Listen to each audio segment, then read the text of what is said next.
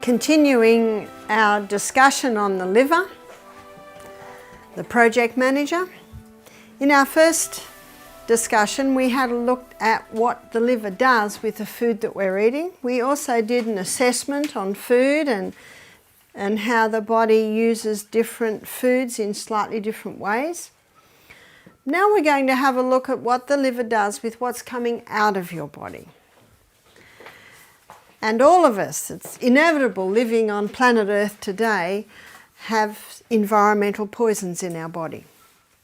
But I thank God that He has given us the liver that is able to manage and deal with them.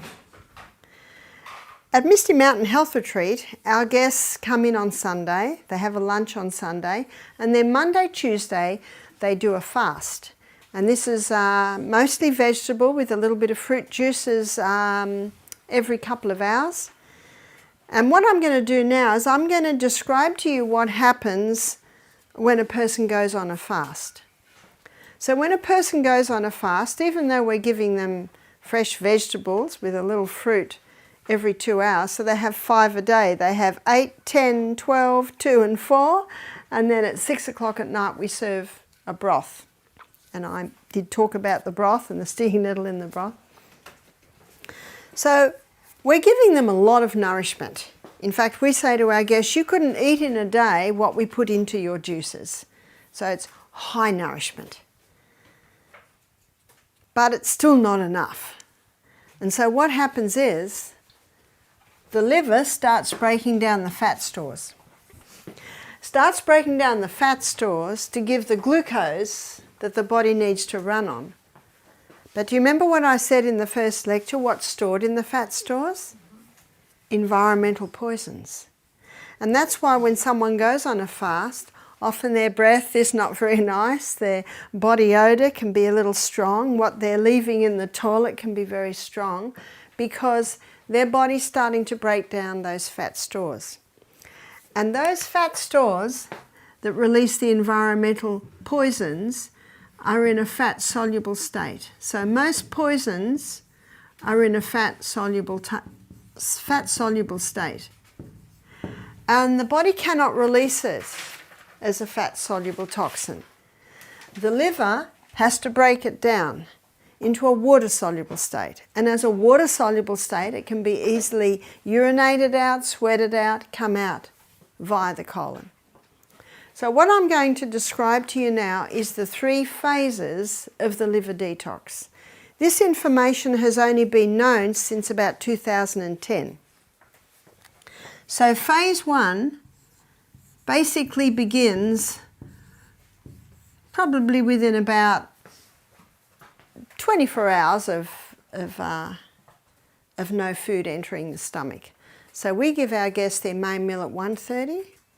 So by midday the next day, which is Monday in our retreat, phase 1 kicks in. In phase 1 of the liver detox, the liver takes this fat-soluble toxin. The fat-soluble toxin could be a variety of things, but remember it's fairly toxic because the liver has stored it in fat. So the liver takes this fat-soluble toxin and it breaks it down to a metabolite. A metabolite simply means the first stage of metabolism or the first stage of breakdown. But this metabolite is quite toxic.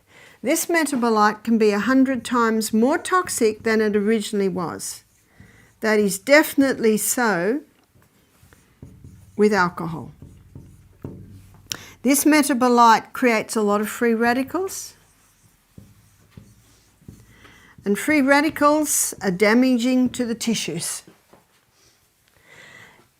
It's also highly volatile.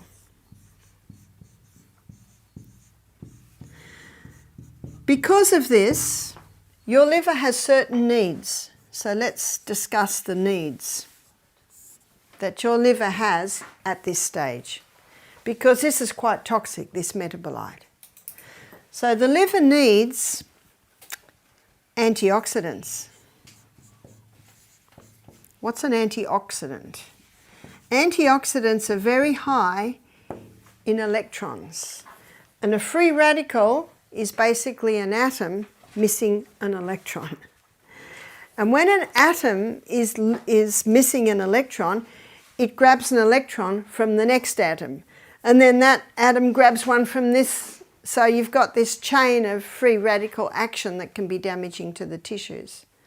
But God, in His wisdom and mercy, gave us plants that have lots of electrons on it. They're called antioxidants.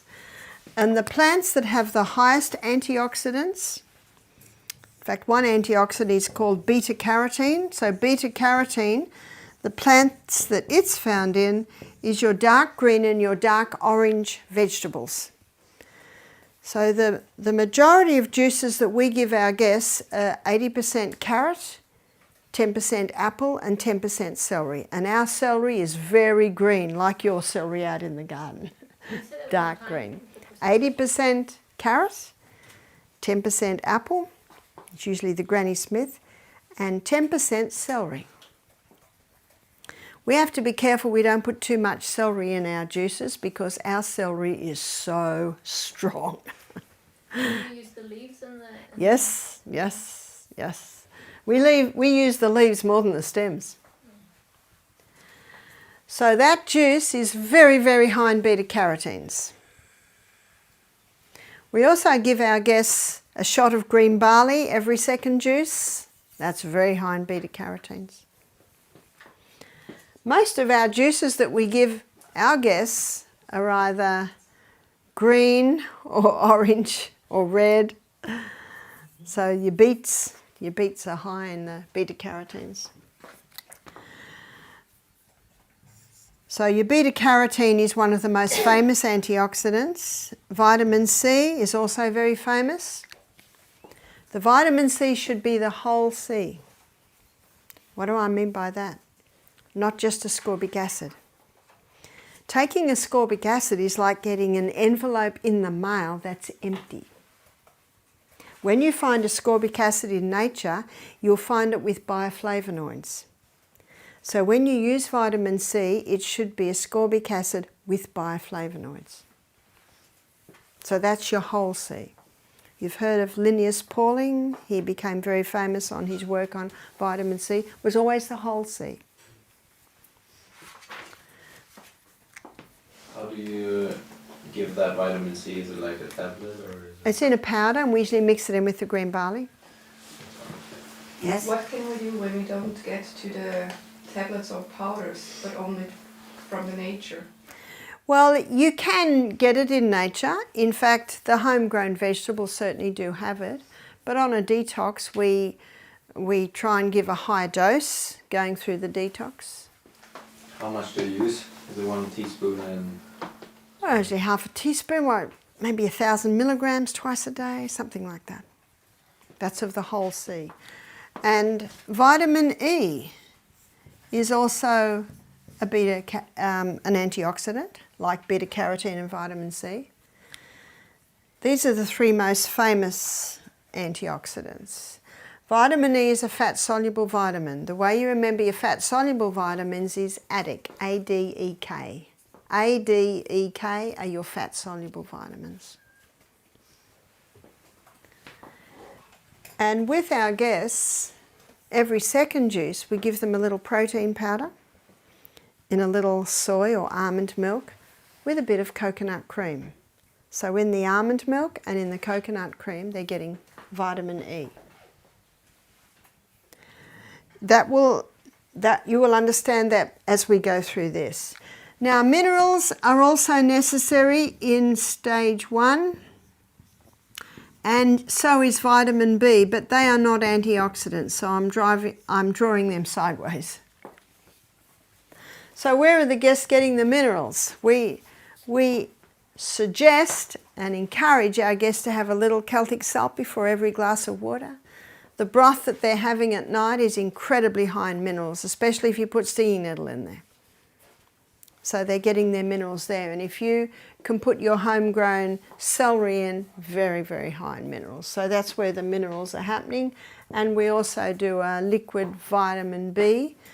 When you buy the vitamin B, ideally you buy the methylated vitamin B, that your body can utilise that. better. Within 36 hours of starting a detox, phase 2 kicks in. So for our guests that arrive Sunday, have a Sunday lunch, and who are fasting Monday, Tuesday, certainly by Tuesday morning, phase 2 is kicked in. And remember, the purpose of these phases is to bring the fat-soluble toxin to a water-soluble state. In phase 2, the liver takes this highly volatile, highly toxic metabolite and joins it together with amino acids.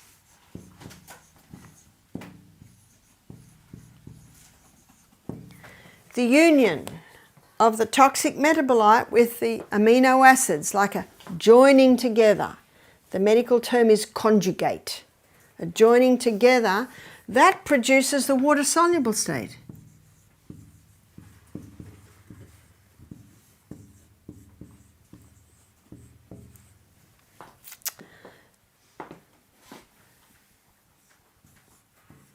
So we looked at what phase 1 needs, which is antioxidants, beta-carotene, vitamin C, vitamin E. Also helps to have the minerals and the vitamin B. So what does phase 2 need? Phase 2 needs protein. Because protein supplies the amino acids to mop up the toxic metabolites to produce the water-soluble state. How many people take protein on a fast? They don't, do they? And then they get sick. And their therapist tells them they're going through a healing crisis. They're not going through a healing crisis, they're going through a liver crisis.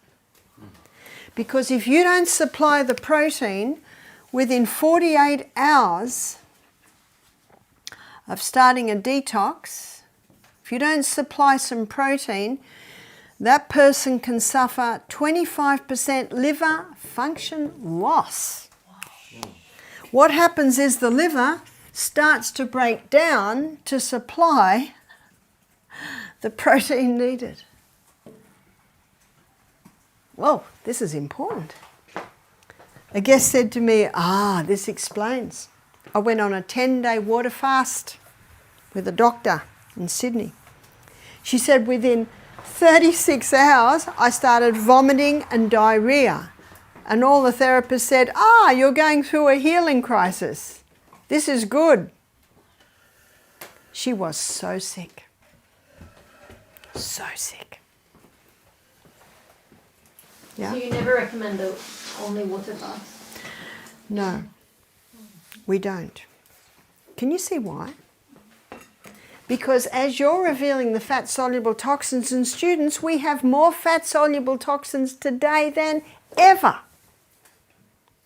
100 years ago, there were a few writers advocating long fasts. Well, 100 years ago, we weren't dealing with these. You see that?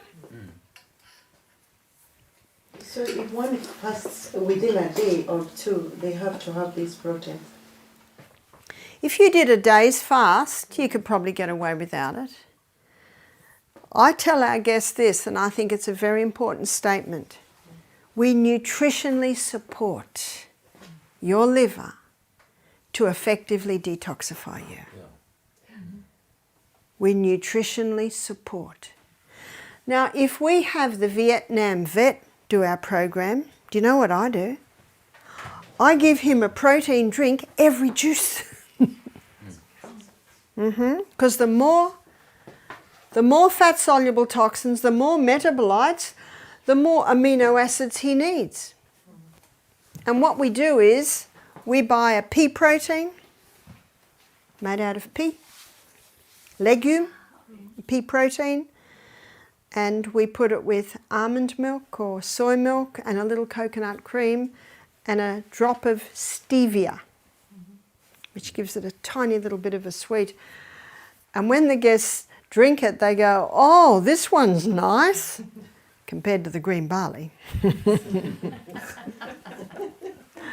I say, have your greens, then have your nice juice.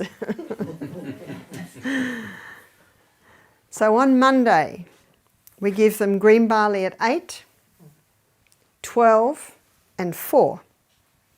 Protein at 10 and 2. Whereas on Tuesday, we flip it around, because on Tuesday they've gone on to phase 2 of the liver detox. So we give the protein supplement with the juice at 8, 12 and 4, and then the green barley at 10 and 2.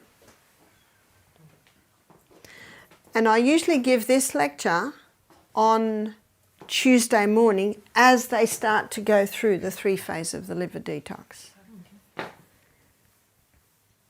When I did my nutrition course, which was about 14 years ago, every single module we studied the 3 phases of the liver detox. As I was lecturing in America one year, a man came up and he said, that's very interesting, but he said, this is not for your lay people, this is for your academics. I said, lay people also have livers.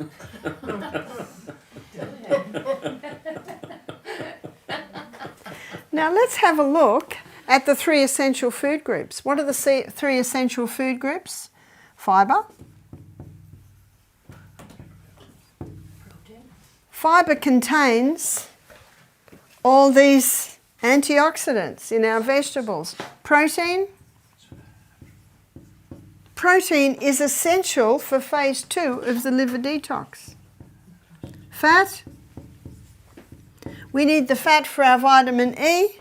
And phase 3. Phase 3 of the liver detox is happening in conjunction with phase 2. And in phase 3, the liver takes the water-soluble state and it releases it out via your kidneys. It releases it out via your sweat glands.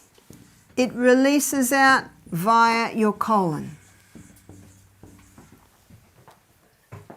That's why it's so important that the guests be drinking adequate water. What about exercising this time? Absolutely. We give our guests an exercise program from 6:30 to 7:30 every day. And then at 1 o'clock every day, and next week I'll be going through the program, the structure of the program we give. We do a Pilates class, they're core strengthening exercises, because through the lectures I'm constantly saying how important it is to strengthen the core. And those core muscles are connected with your spine. And in page, I think it's page 29 of Counsels on Diet and Food. So Counsel on Diet and Food, page 29. Ellen White gives one of those amazingly long sentences she does. And she's referring to Daniel. She says, the erect form, the fair countenance, the undimmed senses, the untainted breath. She said, also many certificates of good habits, insignia of the nobility with which nature honours those who are obedient to her laws. Amazing statement. I did a health school in Fiji one year. I had about 100 students. And every day we started with that sentence, and first day we studied the erect form. And we talked much about the core. And then the next day, the fair countenance. So that's what we did for our framework. But the erect form, many people don't think erect form has to do with strong abdominal muscles. Yes, when does one realize if they need this detox liver? What happens to them? When does one realise they need the detox liver? I guess it's hard to say. Anytime. Yeah, our guests come to our retreat to do the 2 days fast.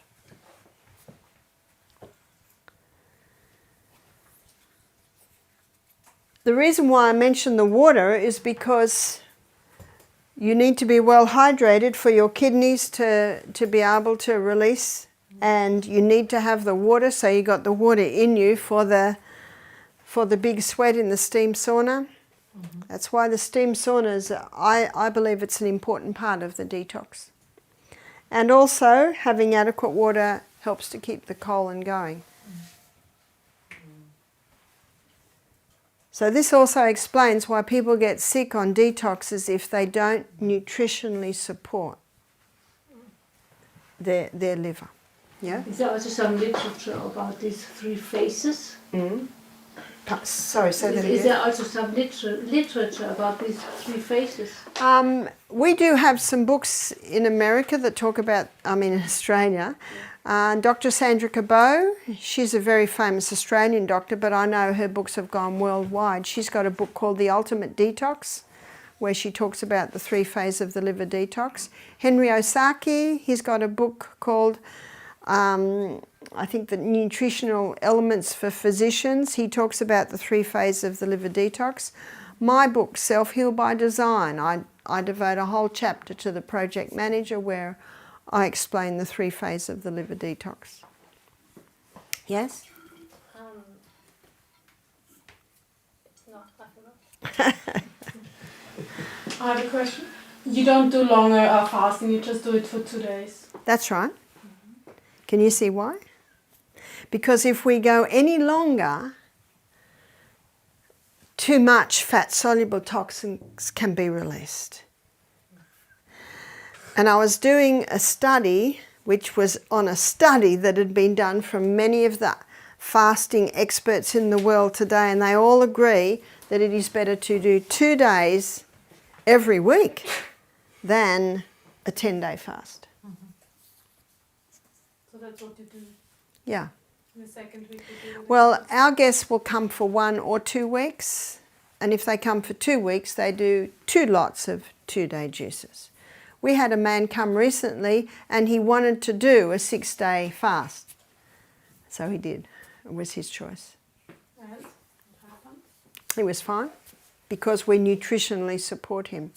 But this man he'd be 70 now, and he's been living like this for 40 years. So I don't think there'd be too many environmental poisons in him. But if someone has a lot of environmental poisons in them, that's when you need to be a bit more cautious. Yeah? Some use flaxseed and psyllium husk for fiber when you're doing a fast. Well, you don't want any fibre because you don't want any digestion. But if you want to get the bowel movements. When we look at the 3 meetings we're going to be doing on the gut, I'll show you the teas that we use. We use buckthorn, cascara and licorice tea, and we give that to our guests every night, and that keeps the colon going. And that gently stimulates peristalsis. But during fasting you don't need that. They must have that through fasting. Through the fasting. Yeah, because you must keep these organs of elimination open. Some people, when they're on a fast, their colon will keep going, but I find most people, when the fibre stops, the colon stops. And you can see why we don't want to give them fibre, because we want the fasting of the releasing of the fat-soluble toxins from the fat cells. Yeah? So your guests have no healing crisis? Not usually. Sometimes we do. Sometimes we get people with, will have severe headaches. Sometimes we've had people vomit, but not much. Not much. Do you do enema with them? It all depends on the stage.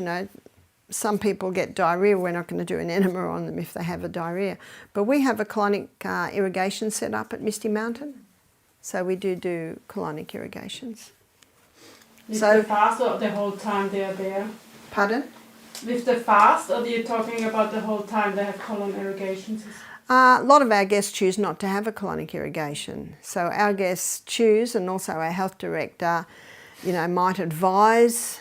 They might have 1 colonic in the week, or they might have 2. It depends on the person, depends on their problem, etc., etc. But we have had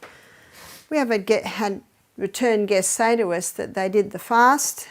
They had the herbs every night to get their colon moving every day. and they had 1 colonic irrigation. It's like a bowel treatment where you've got water going in and out the whole time. So they come back a year later and they said before they came to our retreat they had problems with constipation, but since doing the program their colon is going nicely, and they believe that the colonic irrigation helped there. Now with other people it won't help as much as that, but you look at the history and look at the symptoms, you know, there can be many reasons. No two people are the same. So you always look at that. We had a lady who had breast cancer and she chose to have 5 colonics a week for 4 weeks. So we did. It doesn't hurt, it's just water going in and out. You don't find, or you don't buy the idea that it disrupts the flora in the gut? If it was soapy water it would, but it's just water. Coffee water then?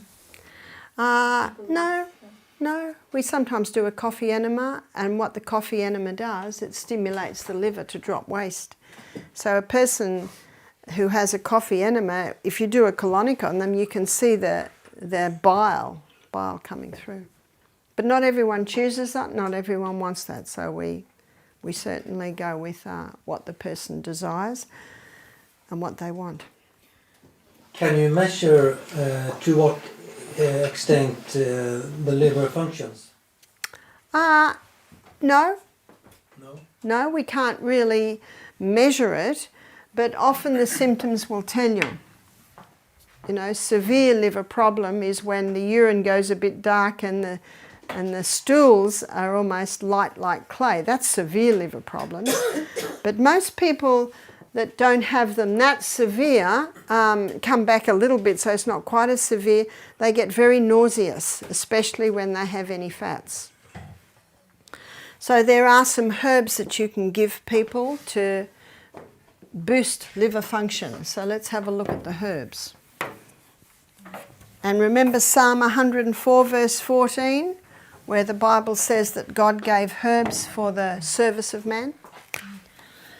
And you've probably heard the saying, bitter to the mouth, sweet to the stomach, sweet to the mouth, bitter to the stomach. You can also apply that to liver. Sweet to the mouth, bitter to the liver. Bitter to the mouth, sweet to the liver. So all your bitter herbs are great for the liver. So this is dandelion. And that can be the flower or the stem or the leaf or the root. It all has those bitter properties. Gentian. Gentian's a very bitter herb. It's a root. And St. Mary's thistle. And sometimes that's called milk thistle.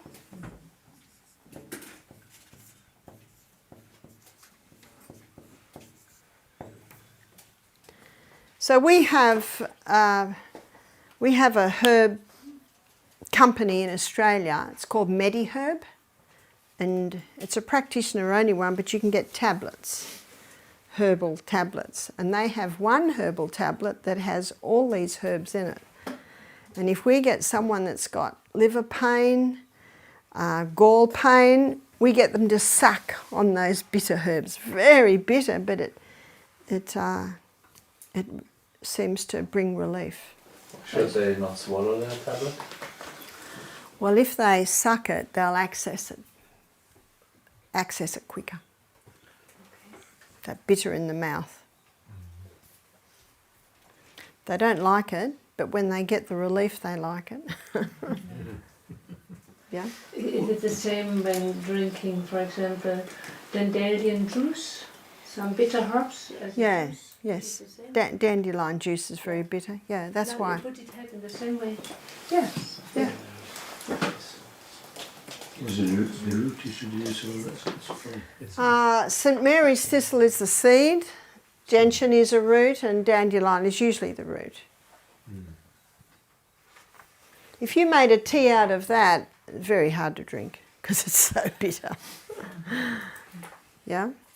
Maybe you mentioned it, but I didn't hear it. But the needs for phase 3, that is fats. Yeah, well, the phase 3, its needs aren't as great as these ones, because once that water-soluble toxin's there, it basically flows out. But the beauty of the fats is it keeps the membrane supple.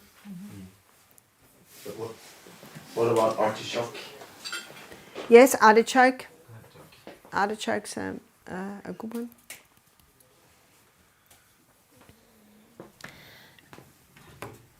Now I want to cover something here that has to do with the liver.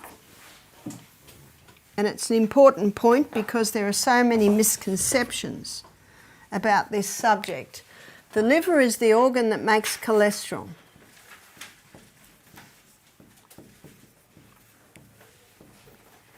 And we've been told that cholesterol is public enemy number one, am I right? We've been told that cholesterol causes heart disease, is that right? But Dr. Malcolm Kendrick, in his book, The Great Cholesterol Con, he's a cardiovascular surgeon, he says there is no proof that cholesterol causes heart disease. Isn't that incredible? The great deceiver's been at it again.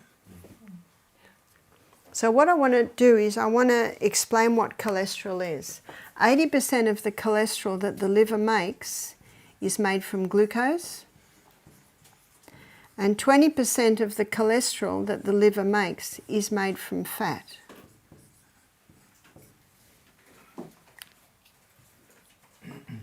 And the liver makes cholesterol according to the body's demands. The two main cholesterols are high density lipoprotein and low density lipoprotein. And we've been told that high density lipoprotein is the good cholesterol and low density lipoprotein is the bad. Yep. But the body doesn't make bad things. It has a role.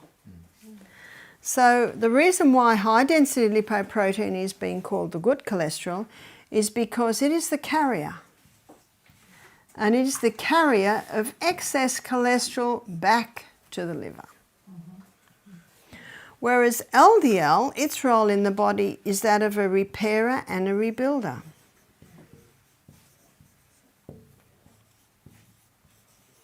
So where are you going to find it, students? Clogging the arteries. Wherever there's a need for repair and rebuilding. Can you see that? But LDL does something else. LDL delivers cholesterol to the brain. And the brain loves cholesterol. Let me show you why. Your brain cells are consuming 15 times the fuel of any other cell, and they can, because they're headquarters. But glucose burns at 4 calories per gram. Whereas fat, it burns at 9 calories per gram. Can you see why the brain loves fat? Because it's going to get more than twice the units of energy that glucose will give. Yes? So the brain, does it both use HDL and LDL cholesterol? Just LDL. Just LDL, thank you. So let me show you how these two cholesterols work together. In the blood. So we're going to have a look at the blood vessel and see how it works. So here's the blood vessel. And because of its low density, LDL is always on the edge. Because of its high density, HDL is in the middle. In her book, Who Switched Off My Brain, Dr. Natasha Campbell McBride, she spends the first 3 chapters looking at all the environmental poisons that damage the endothelium cells that line the arteries. So environmental poisons, they're coming at us from every side. They're in our laundry detergent. If you can't find a biodegradable laundry detergent, use sodium bicarbonate. That's cheap. That's easy, isn't it? So for what do you use it now? For Washing the clothes. just for the detergent? We had a man do our program who had orange curly hair, lots of it, big orange beard. He said, I use sodium bicarbonate for everything. I wash my hair, I wash my beard, I wash my clothes, I wash my body with sodium bicarbonate. Wash my teeth with sodium bicarbonate. Do you know in the old days, they'd go down to the river and wash their clothes. Do you know what they wash their clothes with? Water. They'd scrub it and beat it and scrub it, put it on the line, beautiful white clothes, smelling beautiful. The sun has purified it. We seem to have this mentality, we've got to scrub and clean everything with all this foam. It's all chemicals. And when we wear those clothes, there's residue of those chemicals in those clothes, and our skin takes it in. These environmental poisons are coming from everywhere. What you're putting on your skin, your clothes, the fabrics that your clothes are made from. The polyesters, the acrylics and the nylons. Those little chemicals are coming in, they get into the blood and they damage the arterial wall. Chemicals on the food, chemicals in the air. They're everywhere, they're everywhere. Mercury fillings, the mercury. Mold in the house, it can damage, it can damage. So what's going to plug up the hole, student? LDL. It's plugging up the holes. But the problem is the people don't realise what the laundry detergent's doing to them. They don't realise that their potatoes have been grown with Roundup. They don't realise these things because there is a great deceiver out there who's deceiving the whole world. And so what's happening is the damage continues. What's happening in the artery? High blood pressure. What's happening is the arteries are getting clogged. Something else is happening. There are little protein molecules floating through our blood. And on this high carbohydrate diet releasing high glucose into the blood, this high glucose grabs onto the protein molecules and becomes sticky and stick on the wall. And from now and then they move. And oh dear, stuck.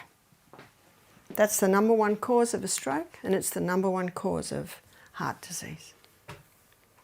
So can you see that someone can have a heart attack who's a vegetarian on a high carbohydrate diet, who's using lots of chemicals to wash their clothes and wash their dishes and wash their car and wash their hair, and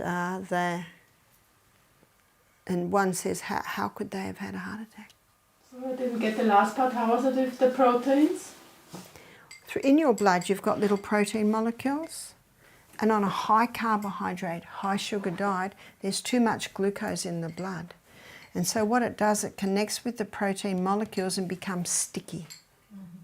So that's also contributing to the build-up, and they dislodge and get stuck. So that's after the glucose has been stored everywhere and in the fat? Well, you've still got it in the blood, yeah. And if you've got insulin resistance on the cell, then the glucose is staying in the blood. It's got nowhere to go. So it comes out in the urine. That's called diabetes mellitus, is sweet urine. Body's got to do something with it.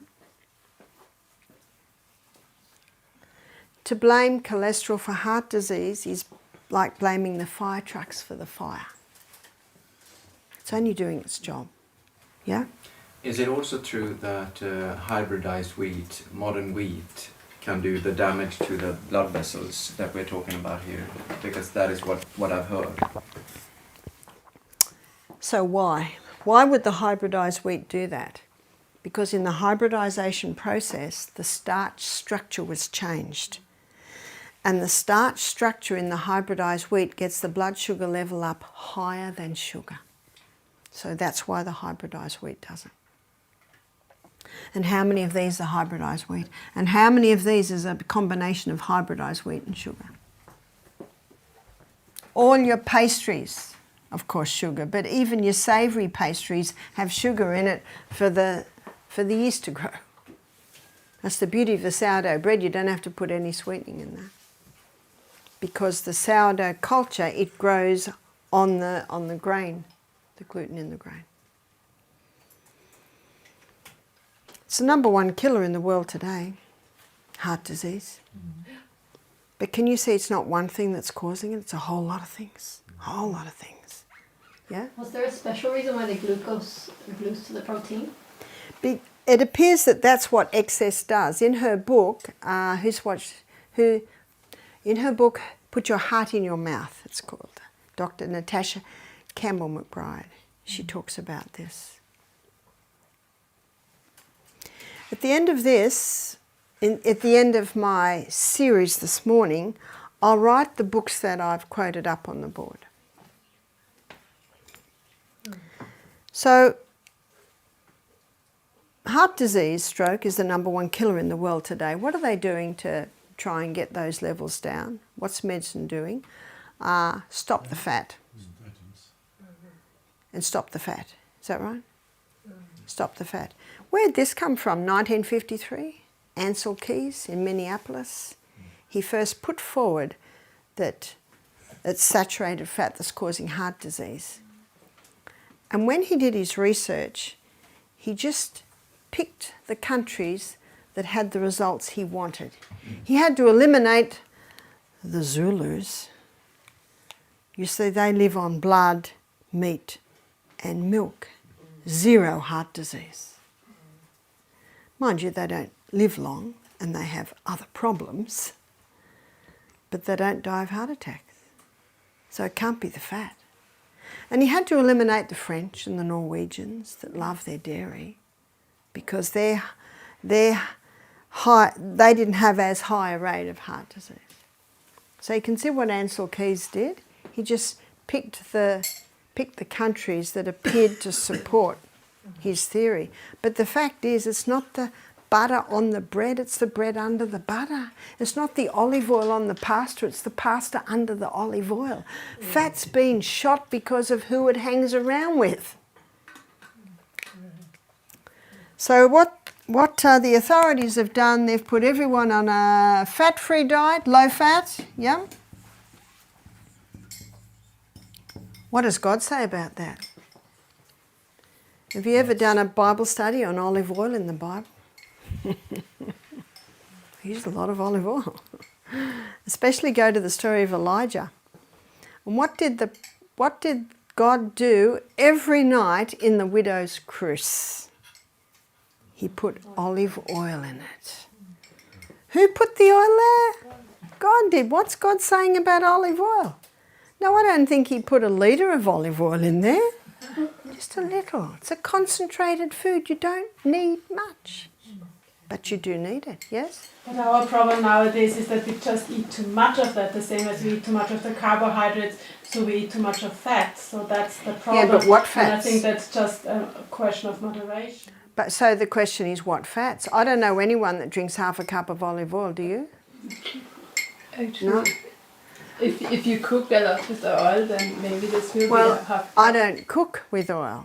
Yes, And as you'll see in my fantastic fat lecture, the oils get hurt when you cook the oil. But I agree, when someone's eating fried foods, when they're eating the chips, the scallops, the fried, yeah, they certainly can get a lot of fats there. But that's what they're talking about, to have low fat, not that what you're talking about, because I think they can sometimes come to a misunderstanding, because low fat means not so much in the food, not so much, as we said, of the, how do you say it, when you do the frying and stuff like that. But I also have been challenged because there are some authorities in the field that say we should not have any fat, that we should be getting all our fats from nuts and seeds. So low fat, and they introduced margarine. They said, stop eating butter, you've got to start eating margarine. Margarine is a plastic fat, it's an altered fat, it's a dangerous fat, and the body doesn't recognise it. So with the low-fat diet and the margarine instead of butter, has that reduced heart disease?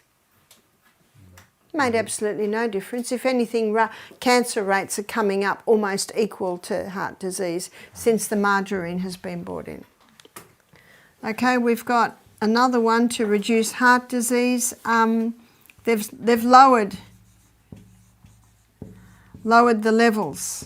What do I mean by that? I had the privilege of working with a nutritionist who was trained in university in America 40 years ago. Now, I'm not sure how your standards are, but in America, 30 years ago, 300 and under was deemed perfectly normal. They've lowered the levels. You have to be under 190 now. What would that be? And I just know American and Australian. So Australian, 300 would be about 7.5. 190 would be about 5. They're ridiculous levels. Is that the LDL cholesterol specifically, or The whole cholesterol. So if someone rings me up or emails me from America and says, Barbara, my cholesterol levels are 250, the doctor says if I don't go on the cholesterol lowering medication, what's this based on? Fear. I'm going to have a heart attack and die. I said, that's perfectly normal. 265 is perfectly normal. The Framingham Heart Studies. This is a little town of Framingham. The studies have been going for about 40 years, looking at 30,000 people. Some come on, some go. And they set up this study to prove that cholesterol causes heart disease, but it has not. People with low cholesterol levels are having heart attacks. But you know what it did show? People with low cholesterol levels are in just as much a danger, and even more danger of getting mental problems. Mm-hmm. People with high cholesterol levels don't suffer from dementia. Mm-hmm. Because the brain loves what? Fat, cholesterol, yeah. Oh, I like this study because it wasn't funded by the pharmaceutical companies, it wasn't funded by the dairy industry, the meat industry, the wheat industry. So you don't hear much about that because they don't like the results. So they've lowered the levels. What else have they done to reduce heart disease? Put everyone over the age of 50 on cholesterol lowering medication. Has that helped? The pharmacy. Not at all. Not at all. So we have a book in our library called Lipitor, Thief of Memory. You see, what the cholesterol lowering medications do, and this is Lipitor, Crestor, all your statin drugs, they block the pathway in the liver that the liver uses to make cholesterol. But that same pathway is the pathway that the liver uses to make coenzyme Q10. What's coenzyme Q10? That's your heart protective enzyme. So on cholesterol lowering medication, you now lose your heart protective enzyme. So you can be more prone to a heart attack on cholesterol lowering medication. So why is this book called Thief of Memory? The author is an astronaut and a medical doctor. And I think he was about 45. He went to have his yearly blood test. And they said, oh, your cholesterol levels are a little high. What were they? 220. Please go on Lipitor. 6 weeks later, his wife found him out in the garden. He didn't know who he was. He didn't know where he was. He didn't know who she was. So they stopped the medication, and within about a week he was perfectly fine again. Went back to the doctor a year later, had another blood test. Oh, cholesterol levels are still a bit too high, 220. I want you to go on that Lipitor. He said, I'm not going on that, I nearly went mad on that. So the doctor said, half dose. 6 weeks, and why did he do it? Fear. 6 weeks later, his wife found him out in the garden, didn't know who she was, didn't know where he was, didn't know who he was. No, he stopped immediately. Do you know what the side effects of cholesterol-lowering medication are? Alzheimer's, dementia, memory loss, muscle wasting. And they've just added another one, breast cancer. Where does the devil want to take town? Our mind. How many people in aged care facilities have memory loss and Alzheimer because of the cholesterol lowering medication that they're on? Remember Revelation chapter 18, verse 23, the last part? Her merchants were the great men of the earth who deceived all nations by her pharmakeas, her medications. Yeah. So is this one medication that you don't advise caution with when you have guests, to go slow to get off of it? Well, there is a side effect. If you stop the cholesterol lowering medication, your memory will return. You can be on it for 10 years, stop it immediately, and you'll start to get over it, yeah? There was a woman in Sweden, maybe 10, 15 years, who received medicine, and she lost memory for those 10 good years. And I think she stopped using, and she regained her memory. That's right. We have seen that again and again. And she talked about the time she had lost with the... Oh, yes, yeah. That great deceiver, geez. But why do people take it? For fear. So the only hope of better things is educating people in the right principles. Let the physicians teach the people the restorative power lies not in drugs, but in nature. And remember, if a drug doesn't have a side effect, it's not a drug.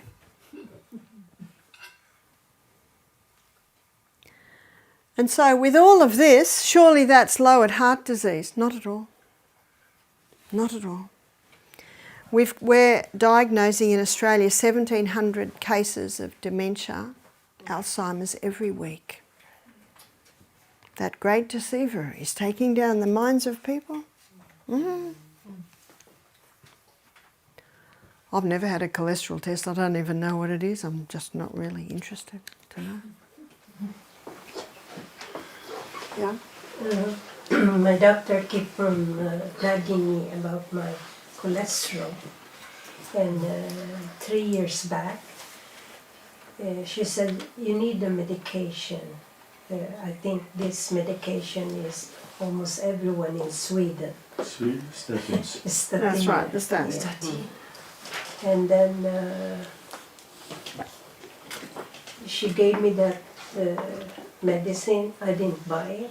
And then the next visit she asked me, are you taking this medicine? I said no. And then she did not question, because she know me. We've know each other for more than 10 years. But she wrote in my journal that the patient doesn't want the medication. Yeah, that is good. But you know, a lady told me yesterday that she refused the medication and her doctor called her a witch. Now, we should never go back to that doctor. And you know what else? Do not pay the bill. You see, it's us who will change the system. And I met an Adventist specialist, heart specialist, and I discussed it with him. He's a Swede, and he practiced in US too.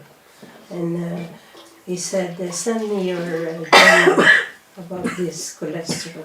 And I did it, and then he responded, and then he said, don't listen to your doctor. Well, it's I told my wife not to take the statins because I said she eats very little meat, sometimes chicken, sometimes fish. And it must be her natural values. Well, and then we had listened to your... yeah. And you said, do you know what Dr. Atkins found? What are his patients eating? Meat, butter, cream, cheese, eggs. And their cholesterol levels are going down. This is something that shocked him because he's a medical doctor. See, it's not the food, it's the damage to the arterial walls that causes the liver to make more cholesterol to plug up the holes. So what causes heart disease, students? Damage to the arterial walls. We've got to put our magnifying glass and start reading the fine print on what we're washing our clothes with. Start to read the labels on the clothes that we buy. All of these little things, all of these little chemicals, like the dripping tap on a stone, come into our blood and little by little are eating away at our arterial walls. Yeah? Many clothes from cotton have 5% elastan. Yes. Many clothes from cotton have 5% elastan. That does not bother me. Because if my stockings didn't have that, they'd be falling down around my ankles. So a little bit doesn't bother me as long as it is mostly natural fibre. But if Atkins didn't have the vegetables still, that diet with meat, dairy, cream and cheese, it would cause some damage to the arterial wall, right? Maybe so, especially if it was animals that have chemicals in them. Yeah.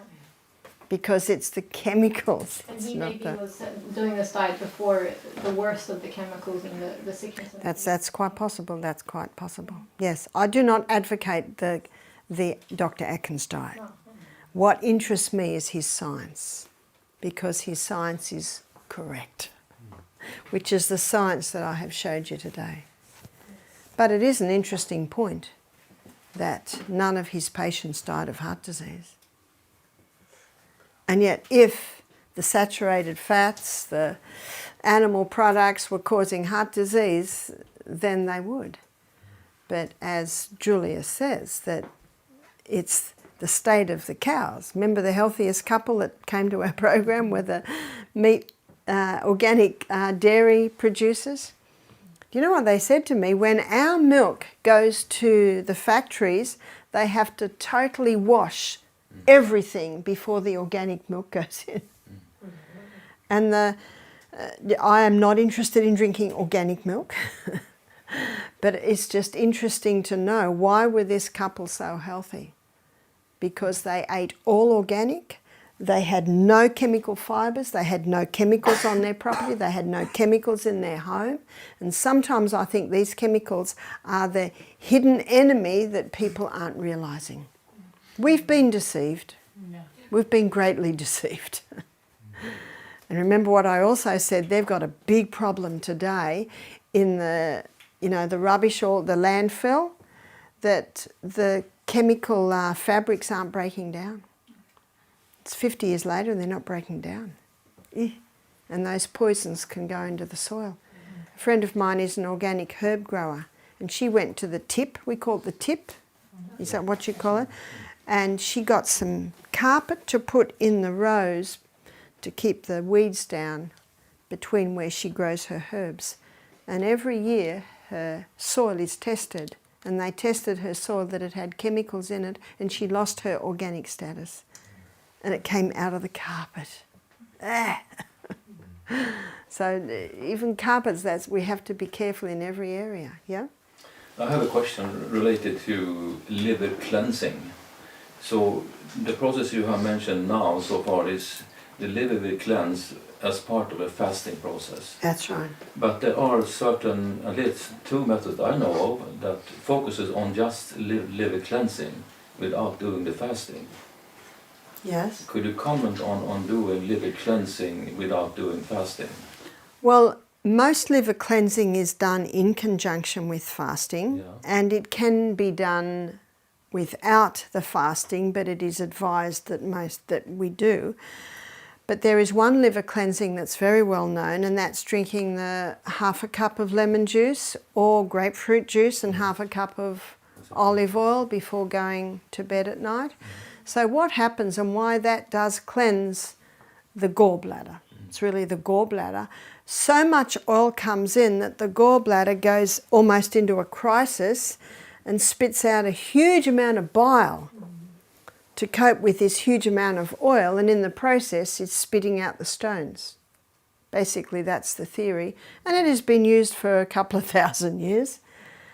So that's one, and it is also advised to have apple juice the week before to help break down the stones because of the malic acid in apples, but all the modern apples don't have malic acid in them.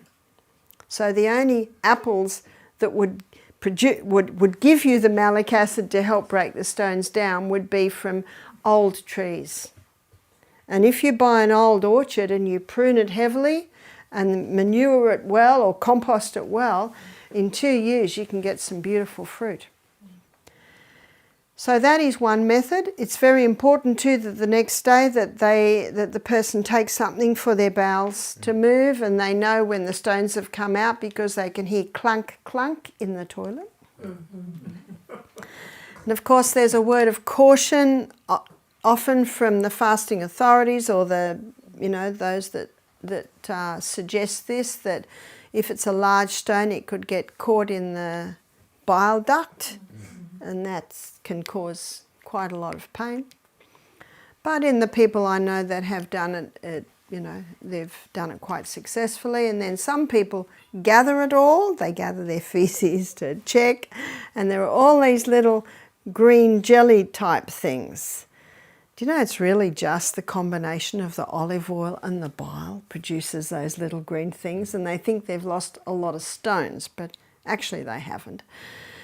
A stone is just like a stone out there. It's exactly what it's described. In my book, Self-Heal by Design, I do describe a gentler liver or gall cleanse. And that goes over 5 days. And you don't necessarily have to be fasting. Maybe 2% of our guests choose to do this, so we don't do it every program. And not everyone wants to do it, but it's over 5 days. And it's something like, I think a tablespoon of olive oil, a tablespoon of, and one of my books is here, and feel free to photocopy it out of the book. Tablespoon of olive oil, tablespoon of either lemon juice or grapefruit juice, and one clove of garlic, and that's blended. And they take that in the morning. Second day, you double the dose. Third day, you triple the dose. Fourth day, it's double the original dose. And fifth day, it's the original dose. So can you see it builds up and then builds down. So it's a little gentler on the liver.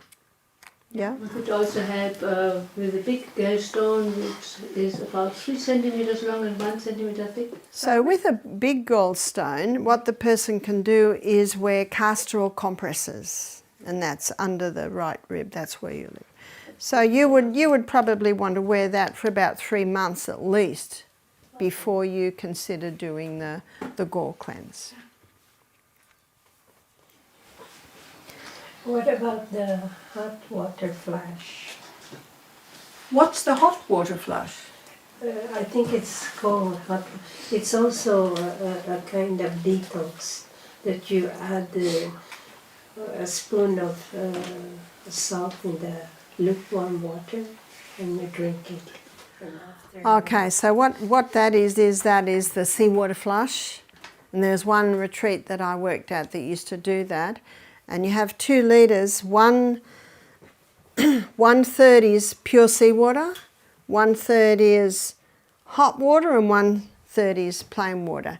And the guests are to drink that 2 litres in 10 minutes, and that can certainly get the colon going. We decided not to do that at our health retreat because too many times I saw people vomit it up. Sometimes I saw people not make the toilet, very uncomfortable and very embarrassing. Maybe for 80% of people they seem to handle it. I think it's a little extreme, though some people like it, but we don't use that. But it's no harm to do it? There's no harm. Okay. No. Yes? Just a comment to the apple and grapefruit and olive oil liver cleanse that we were discussing. It's important to do an enema at the end of it, I think, because you have to get rid of the poisons that are released from the liver and from the gallbladder. And if you don't do an enema, there's a risk that they will remain in the body. Well, what they do at the retreat I used to attend, they would do the seawater. And that releases it. We do our colon tea, we call it, and that releases it. So there are various ways that you can. And the retreat that I went to that I attended for a while, who had the seawater, They've got 30 guests. It's just impossible to give 30 guests an enema. And some guests are not interested in having such a thing, especially a fine lady from a fine house in the city. But they'll drink the mixtures. Yes? One other very interesting thing is that the liver is responsible for repairing a lot of parts in the body, and I connect that with Gerson therapy and the documentation of different diseases that have been taken care of by this treatment. That's true. Dr. Gerson had some amazing effects, and he certainly did target the liver. The liver had to be supported. And some of the things I don't totally agree with Gerson, and one is that you had to take liver essence, which was the liver from a cow. Also, today, with so many people having problem with the high sugars, you had to have something like 13 glasses of carrot juice a day. And we find that if someone has got cancer, that just gets the sugar levels up too high. So Gerson certainly played a role at the time. I think Gerson was something like late 1800s, is that right? I know his daughter Charlotte Gerson, she's probably about 90 now. He died 58, I think. 58, Yeah. okay, yep.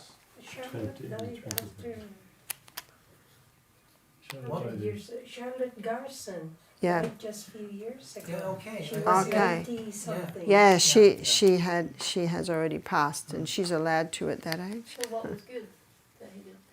Well, he was getting results, that is true, and he supported the liver, and he put people on juice fasts.